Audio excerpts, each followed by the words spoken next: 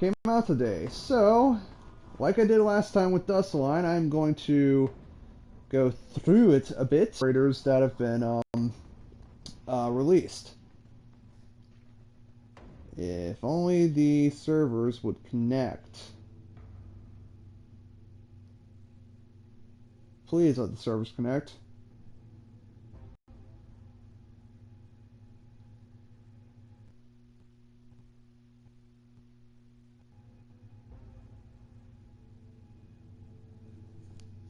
Waiting. Waiting. Come on, Ubisoft. I know you suck ass at this, but please, please just let me do what I want to do. Miserable little bastards.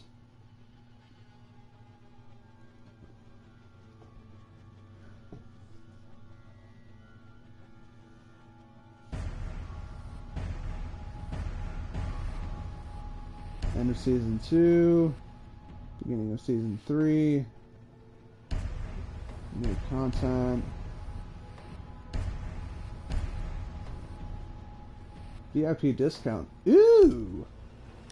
Now that is rather interesting. I'm not gonna get too deep into it, but I was actually kind of surprised that there was a new, that they were coming out this friggin' quickly. I mean, I know Dustline got announced about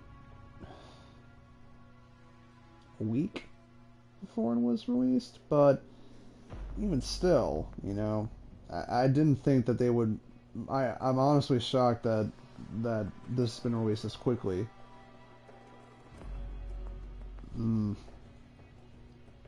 on. Screw it. I'll see what's in the shop later. That's not what's important to us at this moment.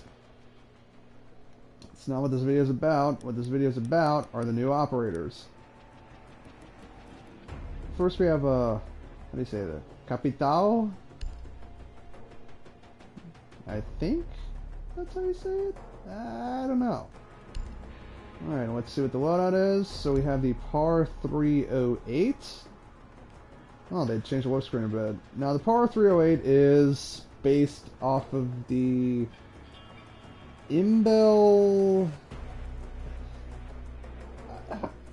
I'm blanking on the name of it for a moment, but it's essentially a South American made, more modern version of the FAL platform. It's essentially an FAL derivative at this point. Which, I mean, makes sense considering that, you know, Brazilian operator, and this is, you know, still being manufactured, and it's a made weapon throughout the Brazilian armed forces and that kind of thing. That would make sense. And we also have the M249 squad automatic weapon. Famous big giant LMG, basically, which I'm surprised at. I don't know if Brazil uses the M249. Maybe they do, and I just don't know. But this was genuinely surprising to me when it first came out. Of course, we have the PRB 92, essentially the Beretta 92 FS, which I had a feeling that after my complaints about the Desert Eagle and the Dustline DLC being assigned to the Navy SEALs, I figured that the reason they wouldn't get the Beretta 92 is because if it was Brazilian based, they would get the Beretta 92, and actually it's not the Beretta 92. This is actually the Taurus PT9A2, which is the Brazilian copy of the Beretta 92. And how I can tell by that? Well, it doesn't have the slide-mounted safety that you would see on the normal Beretta 92. It has a frame-mounted safety on it, similar to the 1911 platform. I had a feeling that was going to happen. And frag grenades and stun grenades. Now, apparently his big gimmick is that he's got a crossbow, and ooh, that's some way too funny, no pitch. Yeah, I know. Relatively low armor, surprisingly enough. Vincent Souza, November 17th, 1957. Jesus Christ, this dude's older than Thatcher is. Nova Iguapa, Brazil, 6 foot, 190 pounds.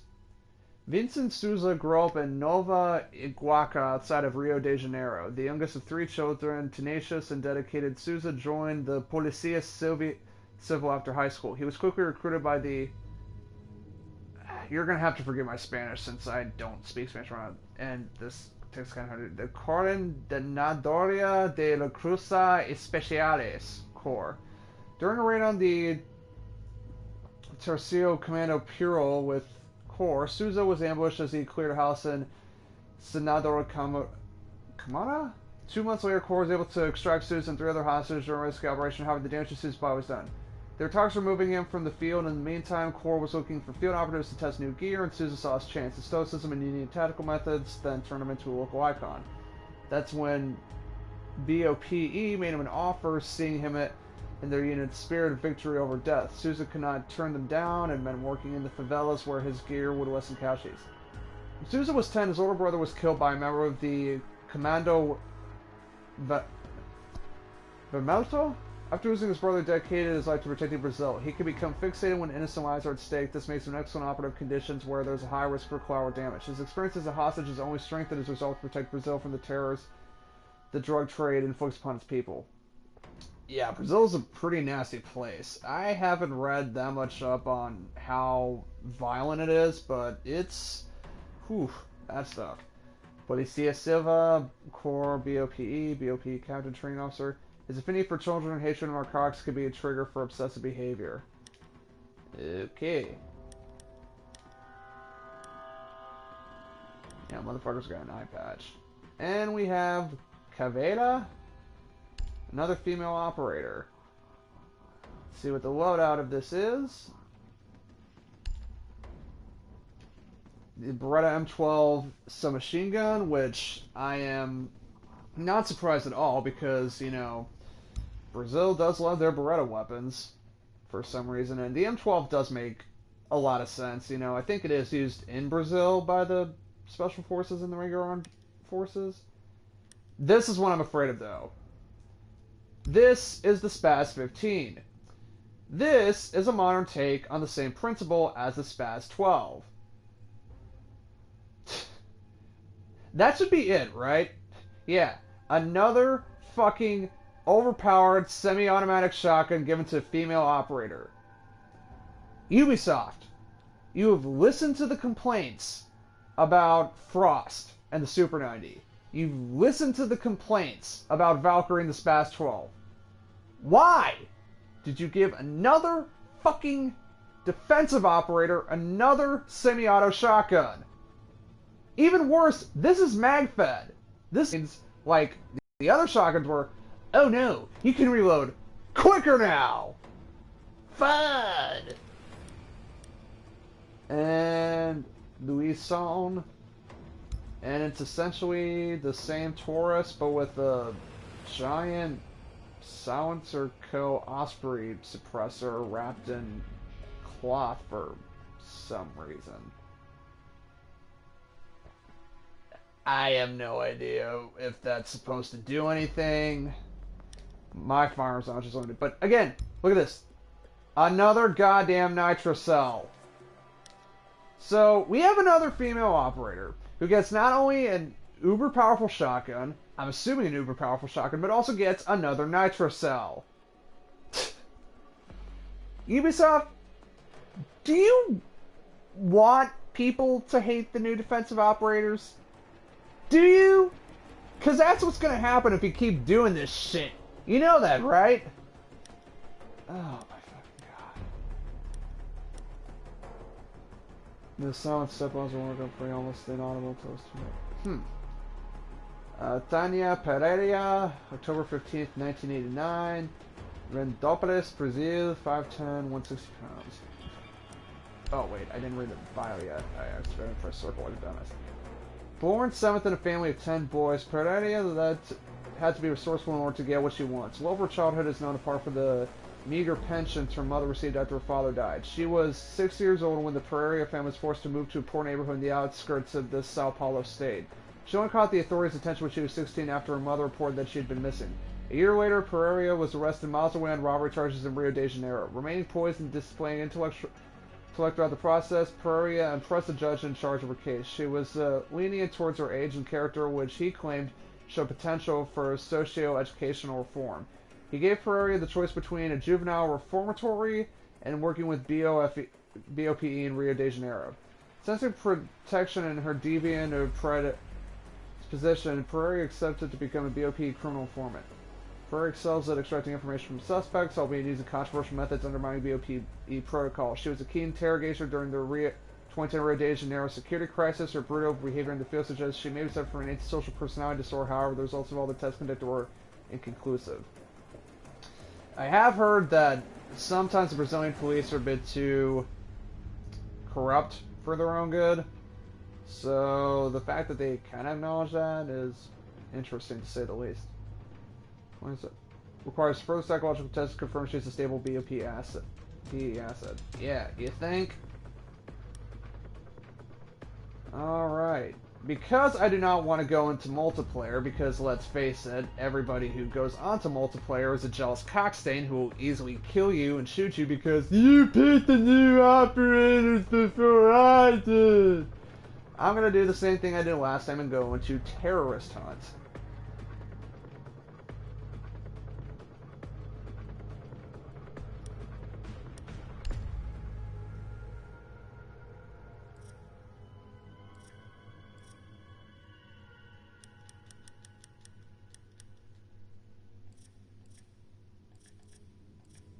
I'm trying to think. Here we go. Matchmaking purposes. Multiplayer. Terrorist and classic. Turn off extract hostage. Turn off protect hostage. Turn off disarmed bomb. Yes. And let's go into solo terrorist hunt. Normal. And let's take 2 playthroughs of each character. Hopefully. And see what we come up with.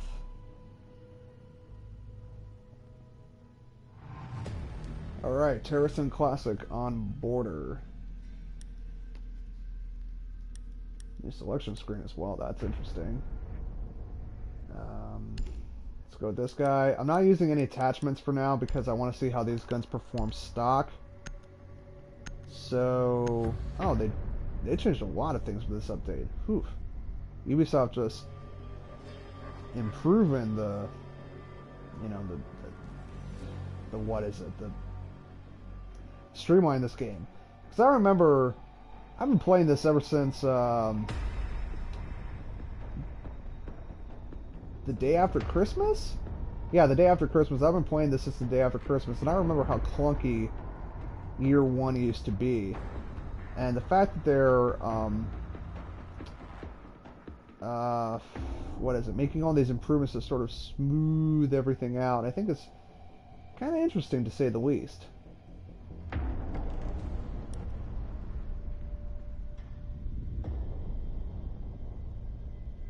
Eliminate all hostiles. Oh, there we go. And I don't know why my NIT type is set to strict. It should be set to type 2 or moderate, but I don't know why it's set to strict. After the stream is over, alright, let's take a look. Ah, this is the cross. Oh, I see. You have to switch. So these are probably these, and the blue ones are probably like smoke arrows, maybe? Whoa. And a flashback.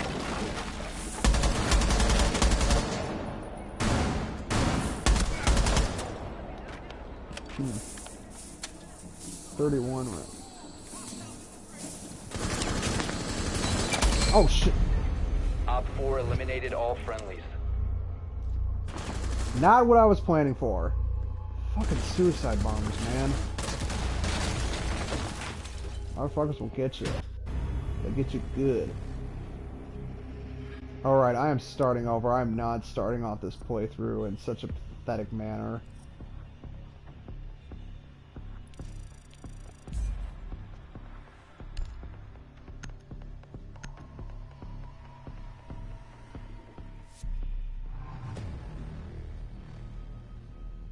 Although it doesn't help that I'm not necessarily the biggest fan of Border. Granted, it's not as bad as the cruise ship map was back in Black Ice, but yeah, still not a fan.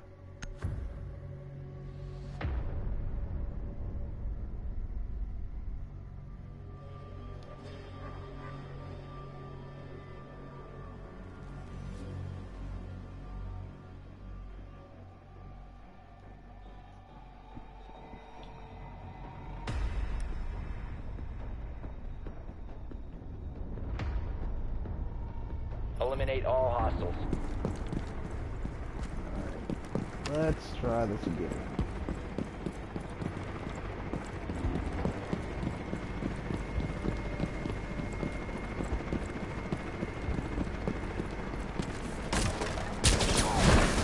Whoa! That's what it does. I can set shit on fire now! That's awesome! Oh, fuck you. Recoil's not too bad on it, not even with the foregrip. And I mean, they did add a new angled foregrip, but I'm probably just gonna stick to the standard one, honestly.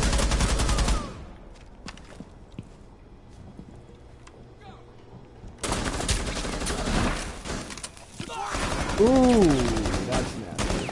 Ah! Fuck! Op 4 eliminated all friendlies. Well, I got some idea before I got blown to bits.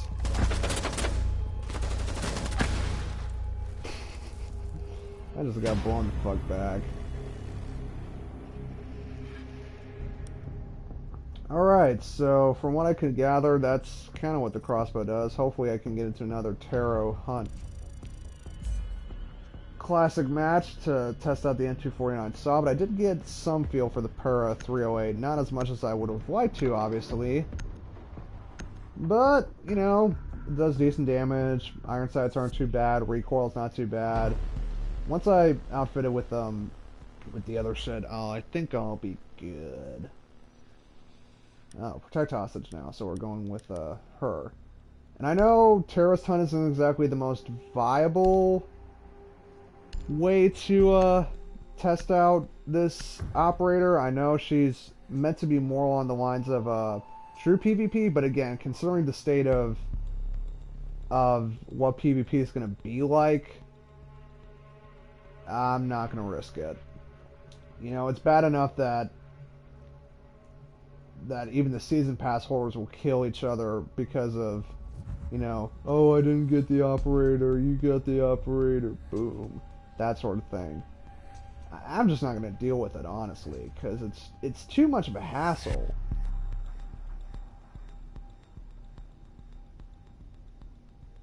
Although I have heard that Ubisoft's trying to improve the team killing issue.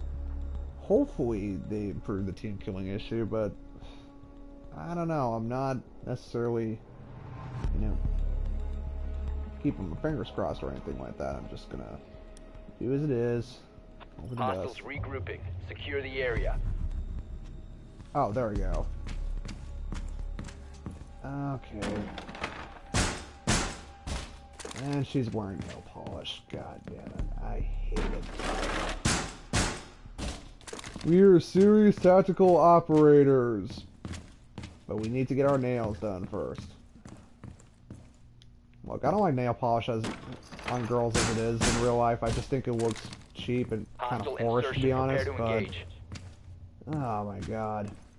If you want to be taken seriously, don't worry about your appearance. Just worry about getting the job done. And that just kind of detracts from it, in my opinion.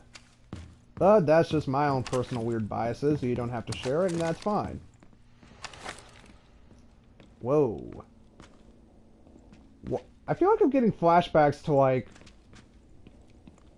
You ever played, Alien vs. Predator? Like the Rebellion games, where you would often, like, sneak around and that sort of shit?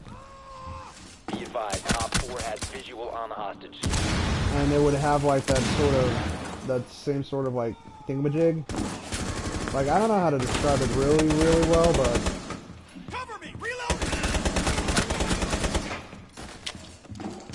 Fast reload. Wow, really fast reload. That's always nice. Iron sights aren't too bad for the most part. They're a little bulky, but they're usable.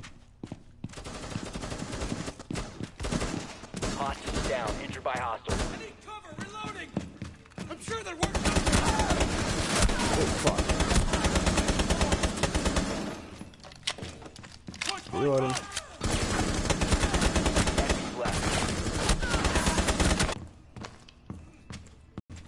Wow, they also changed the UI a bit as well. Hostage was KIA. Damn it. That hostage is a lot more fragile than I thought it would be. Maybe they just did a thing about that, maybe they just changed it, but... Alright, not as far as I would have liked, but... M12's not terrible. Not a bad weapon at all. And they brought back... No, they didn't bring back the glitch. Thank fucking Christ for that. Because I always hated the please wait synchronizing data glitch back in the early days, because that just meant you were losing on more renown. And when you lost on renown, you couldn't get your shit. And when you can't get your shit, that makes me mad. If you get what I'm saying. Made me bitty bitty mad. Alright, time to go back to Capital. I also haven't used his frag grenades. Why haven't I used his frag grenades? Oh, right, I'm a dumbass. So let's test out the M249 SAW. W. And let's see how that performs. I mean, I'm probably going to like it because it's an LMG, and I'm one of those weird people in first-person shooters that always gravitates towards LMGs and manages to somehow do really, really well with them, even when everybody else sucks ass with them. So I'm interested in seeing how this M249 works, because we've only really had 2 LMGs in the game since. We've had the PK... We've had the Kapkan's... not Kapkan. Fuse's PKP, which is big, it's bulky, and it's slow to reload, but it's pretty powerful on its own. And we've also had IQ's HK 21? Yeah, HK 21. Which is, you know, magazine-fed one. It's still a pretty good gun for the most part. It's probably my favorite weapon that IQ has at her disposal. But then again, you were playing as IQ, and back in the early days, playing as IQ meant you were basically a liability. And that was about it. The terrorists.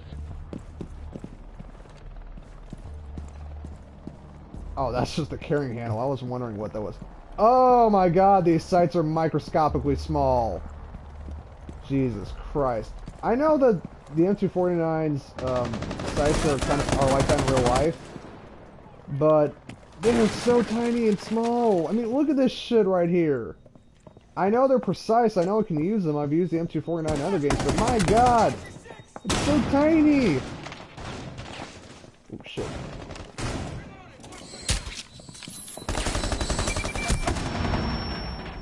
Whoa! How did I walk away from that? Oh shit. Frag out.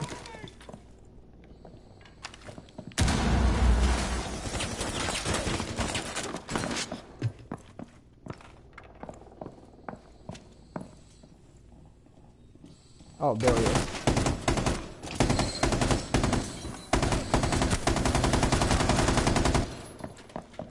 Man, that rate of fire is so tiny. Let me see this. Oh, that's a lot of recoil.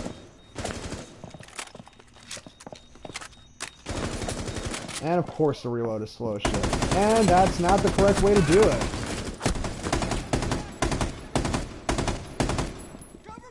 In order to reload a open bolt weapon like this in real life, or a fell weapon like this in real life, you have to do the opposite. You have to rack the charging handle first, and then open the cover, then put in the belt. It's the opposite way. A lot of games get it wrong because they think it's the wrong way, but it's actually the right way. One of the few things Call of Duty actually managed to get right, surprisingly enough, in this early sort of. And I keep getting flash. I hate getting flash. Let's see how this blows. Ah, fuck.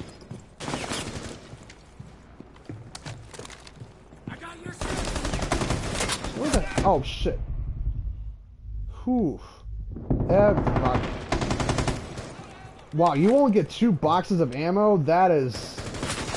Wow. I know that it's an LMG and everything, but Jesus Christ.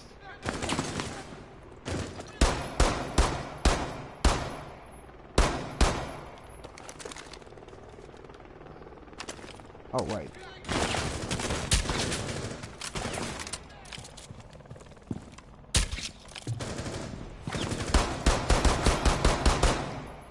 Op Reloading.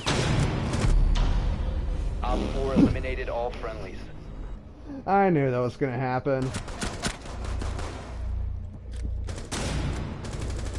Why couldn't you have just pushed a slide release? I mean, God, I have no idea why games sometimes decide to use the whole slingshot method for reloading their handguns. Because it's cool looking. Yeah, but it also takes a lot of time. It's a lot more effort to do the whole thing than just pressing down the slide release. I shoot guns in real life. Of course I'm going to be this anally retentive about firearms. I mean, for sake, man. TerraSun Classic. Now what I want to do. So, what I'm going to do is exit out. Obviously. Yeah, why is my NAT type strict? I don't get that at all.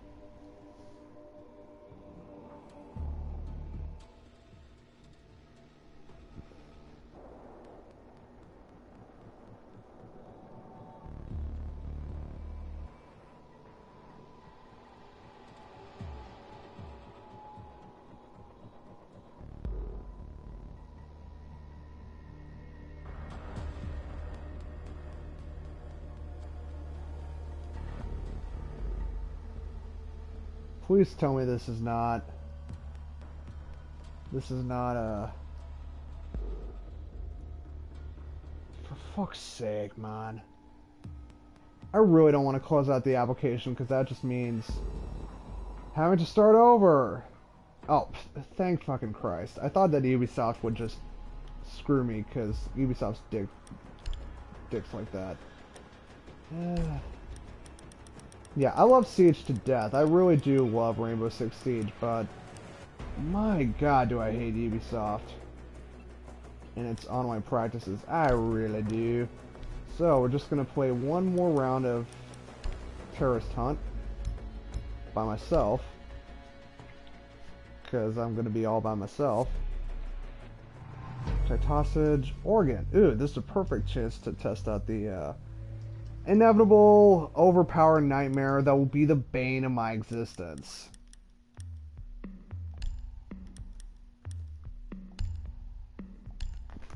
Seriously, why a nitro cell and another bloody semi-auto shotgun? Better yet, why the hell doesn't Ubisoft just patch the pump action shotguns as well? The 870, the Mossberg 590, the Fabrum. That shit all needs love, Ubisoft. But no, M1014, Super 90, Spaz 12. All that shit gets first priority, because semi-auto. And why are semi-autos better? Because fuck you, that's why. Either make the pump actions more powerful, or give the semi-autos less power per shot. It's really not that difficult. And yes, I know, realism and all that stuff, but... oh my God.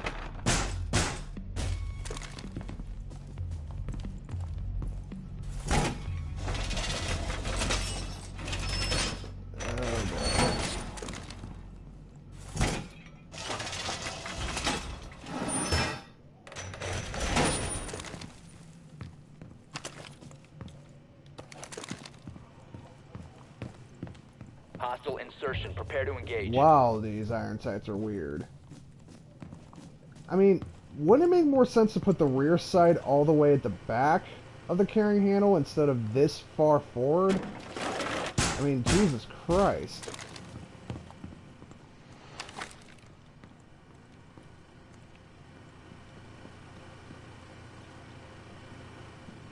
Oh, I see. There's a little meter that refills. That's... and now there are enemies coming through. Be advised, Op 4 has visual. Oh! Of course it's semi-auto. And of course the reload is pathetically fast. And easy. 3 enemies left. And wow, this gun is weak. This silenced Beretta Taurus is weak sauce. My God.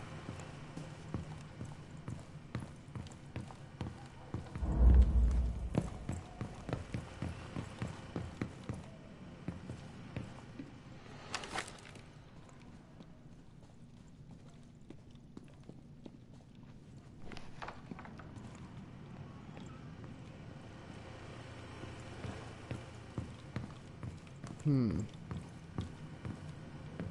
to find like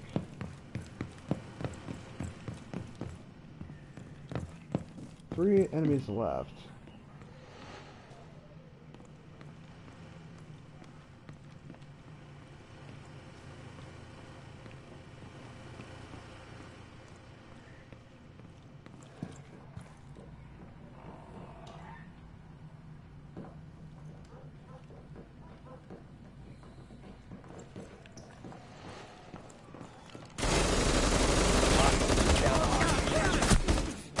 Whoa. Hostiles neutralized. Damn! So not only... Reinforce the area. Hostiles regrouping. Well, the knife was always an instant kill, but apparently you can one-shot We people revived the hostage. while you're in stealth mode with this little dinky sound pistol. Suppress pistol, sorry.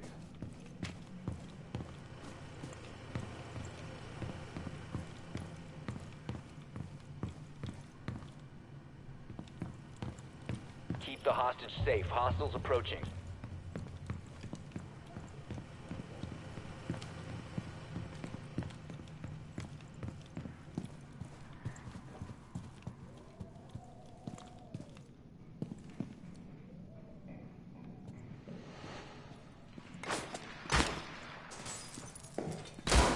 Whoa. Yeah, of course. They're on the back! Fuck! Stay focused! Enemy! Second floor! Got your back! Well, your footsteps are silenced, but obviously your appearance Mission failed. All friendlies is were not so eliminated. stealthy. And what the hell is that trying to do? Alright, being a moron. God. Oh boy. So, Spaz 15. That's going to be the source of my nightmares for decades to come. Again, I do not know how these operators perform PvE, so... what you see here is not and what I've shown you is not exactly a great indicator of how they're going to perform. And with the coming patches and that sort of thing, they could either be better than I had anticipated, or they could just suck horribly. But right now, I'd say that compared to the previous two, the Black Ice and the Dust Line, they're a little bit underwhelming.